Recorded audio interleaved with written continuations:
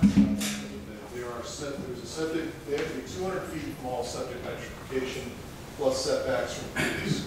So starting from the north, they've got a septic field here and the 200 feet with cover here plus this creek here. 200 feet this way, there's an old sand filter in this area. So they don't feel like there's any way, plus there's a drainage feature here.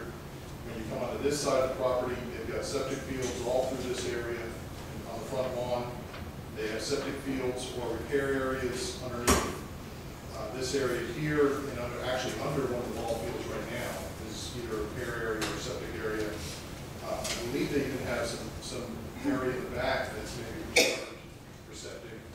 I don't know what's going on over here. This may be a repair area under those ball fields.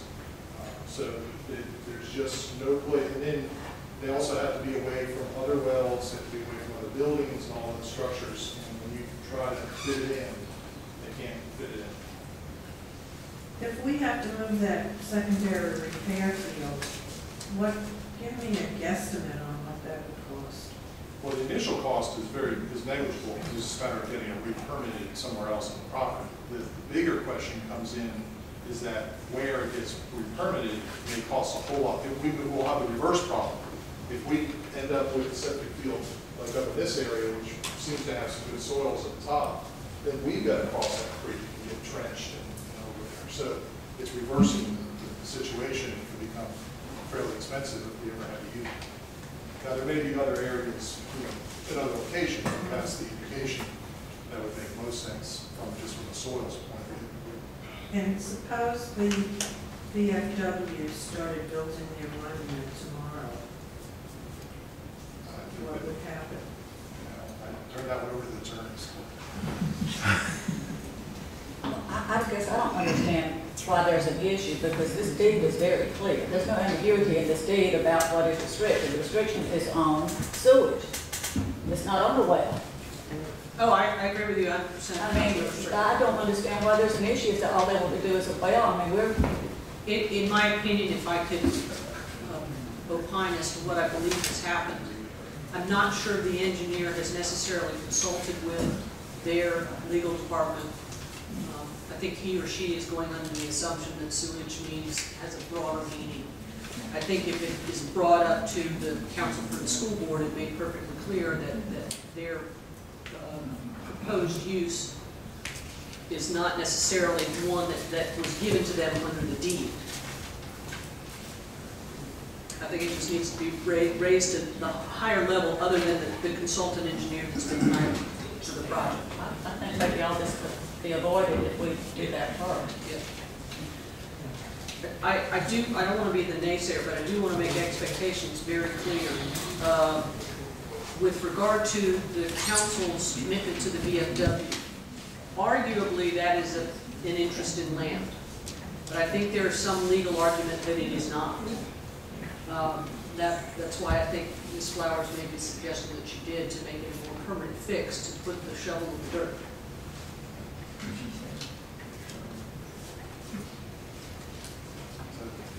So what is your direction? I agree with the manager. I think we need to go the route that he suggested at the beginning. Go back to the school board and tell them we don't agree with the deed. I believe once they let the school board get involved, other than the engineer part, and when they realize that the deed says sewage, they might consider that alternate site that you have gave. I can't see in putting it up here when we do have an alternate site that they can go to, and we already promised it to the VFW, and that's our secondary repair field. It could cost us a bunch of money, or the town a bunch of money in the future. I think we need to go that route with the school board and work it out. And did you say that they hadn't considered the other well that's here? That I know of, they did not. I don't know if they looked at it or not. You might go check with them and see if they could consider that. This well will not work because the road next to it has to have a 100-foot minimum radius of impervious surface. And that road, having traffic on it, negates that well. Well, I'm gonna take the tack that road runs right by that other side too, and it's probably 100 foot. I think they're twisting their numbers. If I could clarify his position, the existing well, you're right, has a ton of impervious surface around it. However, it is grandfathered. Okay, any new well would have to meet that 100-foot requirement, which would make it butt up against the road and not be sufficient for that 100-foot radius. I'm asking too, if 100 foot from the road out here, probably, is 100 foot way on down in the, From the point, and I believe there's a survey stick actually out there, I assume it's still, there's a survey stick still Yeah, there. they use the wheel to measure all direction. okay. And they determined that the trail that they had was not used by vehicle traffic on a regular basis, and they have to have access to the well anyway, so they would just use that access was their intent. But anyway, so council's direction is go back to the school board, explain our position that we don't believe, one, that the deed is in effect, the deed were to be in effect. We also, there's been planned uses of that property, therefore that second part of the deed kicks in case they, I figure the more we can put up forward, the more argument we can make. Well, I wonder also, should you kind of talk with the, formally talk with the community center team also? I think our lawyer should go to the school board lawyer. Say, this is what's in the deed, this is not what you want to do, there's no ambiguity. Is that consensus? Yeah, that's fine. That's fine. And Nelson, do you need to add anything here? We'll go back to the lawyers first. Give any other information that anybody needs. I did contact the state today, Western Southern, talked to them directly. This is called an